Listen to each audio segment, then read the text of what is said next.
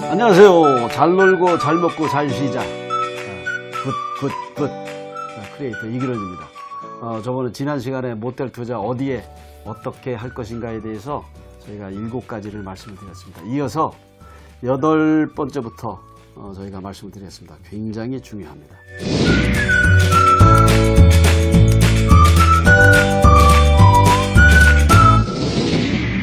숙박업소를 투자하는 것 중에 구시가지에 있는 숙박업소와 신시가지에 있는 숙박업소 어디에 투자할 것이냐. 물론 여러분도 아시지만 신시가지 쪽으로 투자를 해야 돼요. 어떤 분들은 고집스럽게 구시가지 쪽에 노후된 숙박업소를 매입을 해서 리모델링을 하면 된다고 생각을 하시는데 그런 것들은 제가 볼 때는 조금 지양해야 될 부분이다 라고 생각을 해요. 일단 대세가 기울었으면 대세 쪽으로 이동을 해서 숙박업소라든지 여러 가지 투자를 하는 것이 낫다. 그 다음에 도로, 지금 다시 한번 말씀드리지만 도로가 개설된다면 또는 역세권이 이동을 한다면 또는 터미널이 이동을 한다면 기존의 구상권, 구도로에 있던 상권이 신도로 쪽으로 이동하게 돼 있으니까 구도로에 대한 미련을 완전히 버리시는 게 좋을 것 같습니다. 10번째는 객실관리 시스템에 관심을 가져야 되겠다. 왜냐면 객실관리 시스템이 이제 일반 객실관리 시스템하고 무인 자동화 키오스크라고 하는 상품으로 해서 객실관리 시스템이 이루어지고 있는데 최근에는 인건비 상승과 주 5일 근무제의 실행으로 인해서 숙박업소를 운영하시는 분들이 상당한 어려움을 겪고 있어요. 비용이 추가되는 부분이 있어서 그 부분에는 숙박앱이라는 상품에 광고비와 수수료를 내는 것 때문에 이제 비용 부담이 되는 것도 있지만 실질적으로 인건비를 절약할 수 있고 숙박업의 가장 어려운 점이 뭐냐면 밤에 잠을 못 자는 거예요. 손님이 몇 없는데도 불구하고 새벽 2시, 3시, 4시까지 잠을 안 자고 눈을 뜨고 있어야 된다는 것은 중저가 비즈니스 호텔 이상급에서는 당연히 그렇게 하는 것이 좋죠. 근데 객실수 뭐 20개, 30개, 40개 정도 되는 분들이 밤새도록 24시간 동안 예를 들어서 12시 이후에 손님이 없는데도 내가 눈 뜨고 있어야 된다든지 늘 대기 상태로 있는다는 것은 어떻게 보면 육체적으로도 힘들고 그 다음 날 내가 새로운 기분으로 시설을 관리하고 그 다음 개인적인 생활을 하는데 많은 어려움을 겪을 수 있기 때문에 그런 것들을 방어할 수 있고 그런 노동에서부터 해방될 수 있는 것이 키오스크 무인 객실 관리 시스템이요. 자, 최근에는 상당히 잘 나와 있어요. 그럼 무인텔에는 몇 가지가 있어요. 일실 1주차 카무인텔, 드라이브인 무인텔이라고 하죠. 두 번째는 타워형 무인텔, 키오스크만 이용해서 기존의 박스 호텔, 우리가 박스 호텔이라고 그래요. 단독 타워형 그 모텔을 거기에다 키오스크를 1층에 또는 지하에 설치를 해서 하는 타워형 무인텔. 그 다음에 복합 타워형 무인텔.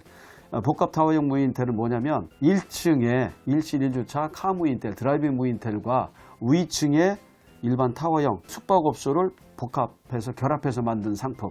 거기에 무인 객실 관리 시스템을 거기 도입 설치한 그런 숙박업소를 우리가 이제 복합 타워형 무인텔이라 이렇게 해요.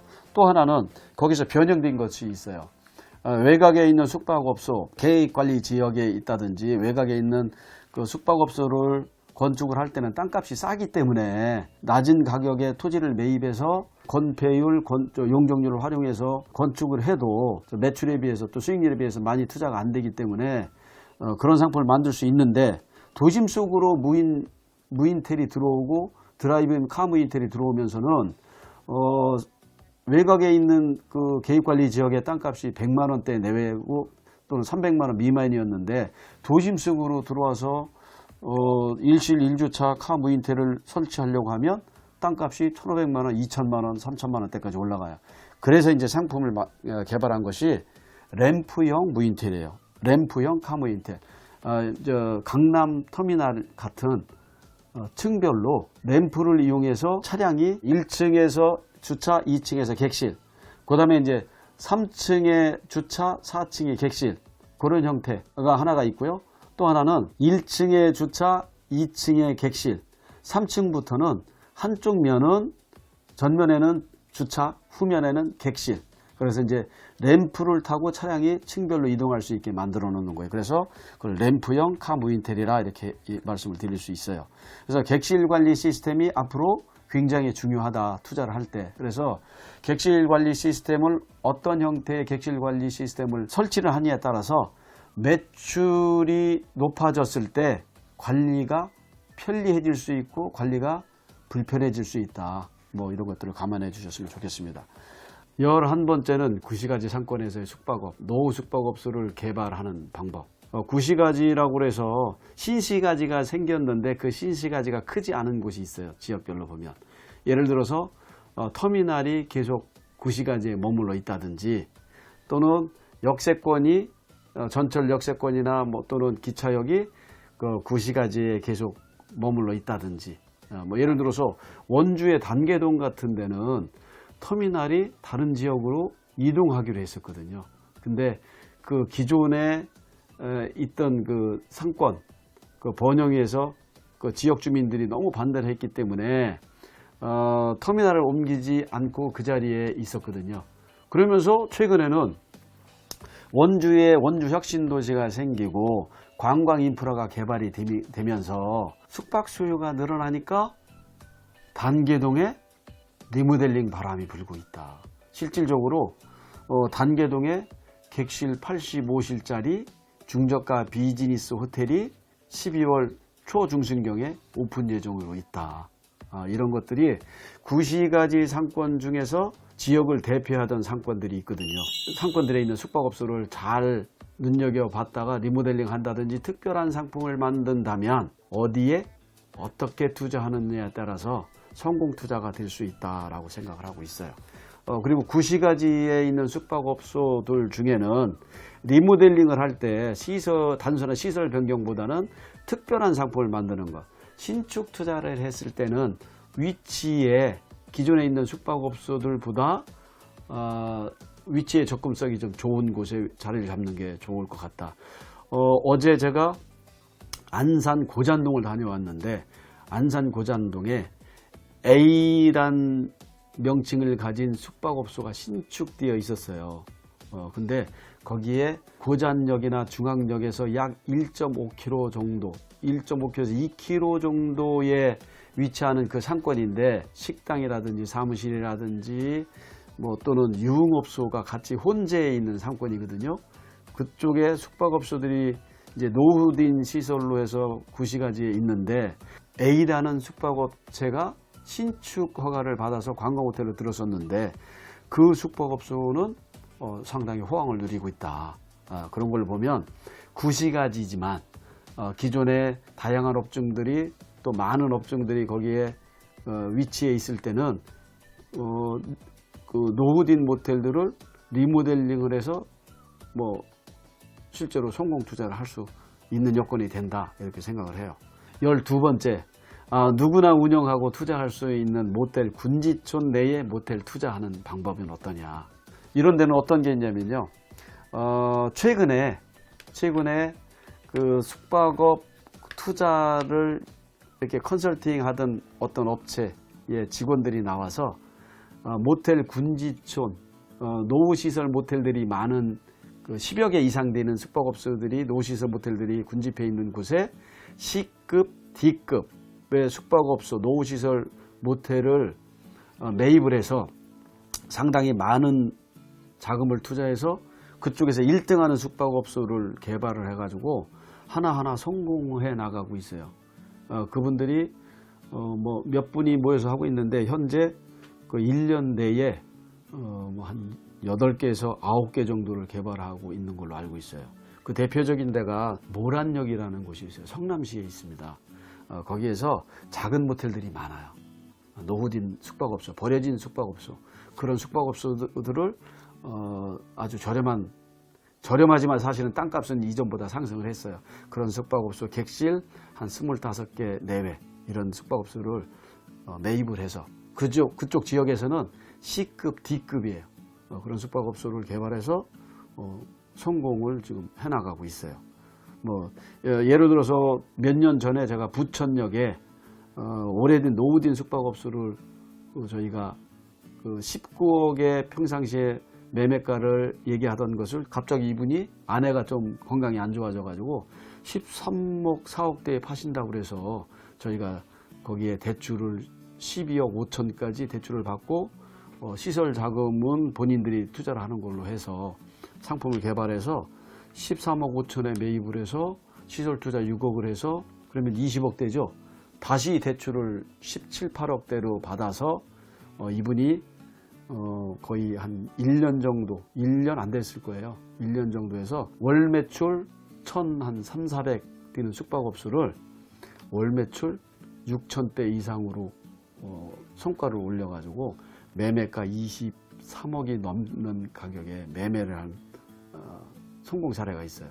그래서 이제 몇 년 전에 부천역 인근에 숙박업소의 리모델링 바람이 불었던 적이 있습니다. 그런 형태로 구시가지의 C급, D급을 매입을 해서 좀 더 많은 투자 자금을 대서 이제 특별하게 만들어서 성공하는 사례가 늘고 있고요. 두 번째는 B급 시설. 예를 들어서 모텔 군집촌 내에 B급 시설을 사서 리모델링 하는 사례가 있어요. 예를 들어서 경기도 시흥시 월곶이라는 곳이 월곶동 모텔촌 내에 이제 위치에서 이점을 가지고 있는 규모에서도 경쟁력이 있는 상품을 매입을 해서 이제 저희가 보면 B급 정도, B급을 매입을 해서 거기에다 특별하게 시설 투자를 해서 A급으로 만들어서 경쟁력을 뭐 이렇게 갖추고 성업 중인 데가 있고 또 한 가지는 모텔촌 내에 A급을 아예 매입을 해서 마케팅 방법을 특별한 마케팅 방법을 구사해서 A급을 더 특급으로 만들어서 운영하는 사례도 있어요. 주 고객층을 뭐 20, 30대만 했던 것들을 이제 뭐 30, 40대나 50, 60대까지 다양화한다든지 또는 잠실의 A 업체는 별도로 조식이나 식사 제공하는 거에 유료화 시켜서 좀 더 좋은 상품의 식사 재료를 제공을 해서 낮에 대시를 없애버리고 숙박요금을 올림으로써 경쟁력을 갖추고 있는 그런 업체도 있습니다. 다시 말씀드리면 모텔 군집촌 내에서는 C, D급을 아예 A급으로 만들어서 시설에서 시설 경쟁력을 하는 경우가 있고요. B급 시설 리모델링을 해서 위치에 이점이 있어야 돼요. 그걸 다시 A급으로 해서 A급 시설 리모델링을 해서 이제 경쟁력을 갖추는 방법. 마지막 방법으로는 아예 A급을 사서 그분들이 운영하는 마케팅 방법을 특별하게 개발을 해서 다시 특급 호텔로 전환되는 성공 사례들이 있다. 이렇게 말씀드릴 수 있고요. 13번째는 작은 모텔. 그러면 큰 자본만 가져야 이제 돈을 버는 건 아닌 것 같아요. 블랙홀처럼 고객을 빨아들이는 큰 모텔 옆에 작은 모텔들이 성공하는 사례가 지금 늘고 있으니까 작은 모텔에 관심을 가지고 나만의 숙박업소를 만든다면 성공 투자가 될 수 있다고 생각을 하고 있습니다. 이상으로 저희가 2부에 걸쳐서 모텔 투자 어디에 어떻게 할 것인가에 대해서 이런 상품을 만들어냈으면 좋겠습니다 라는 것을 말씀을 드렸습니다. 양은 많지만 짧게 한번 정리를 해드리겠습니다. 8번째, 구시가지보다 신시가지 해라. 9번째, 구도로보다 신도로 개설 쪽에 이제 투자에 관심을 가져라. 10번째, 객실 관리 시스템을 어떤 것을 쓸 것인가에 대해서 미리 염두에 두어라. 11번째, 구시가지 상권 내에 노후시설 숙박업소가 무조건 버릴 것은 아니다. 사례를 다시 한번 염두에 두시고요. 리모델링 할 거냐 신축할 거냐 라는 걸 염두에 두시고요. 12번째, 누구나 운영할 수 있고 투자할 수 있는 모텔 군집촌 내에서 모텔 투자 어떻게 할 것이냐, C급, D급에 할 거냐, B급에 할 거냐, A급에 할 거냐.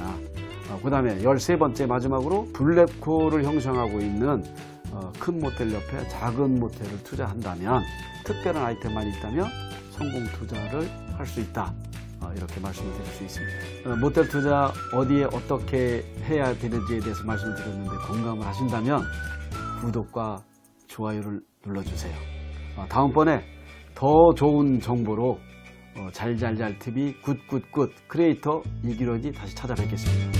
감사합니다.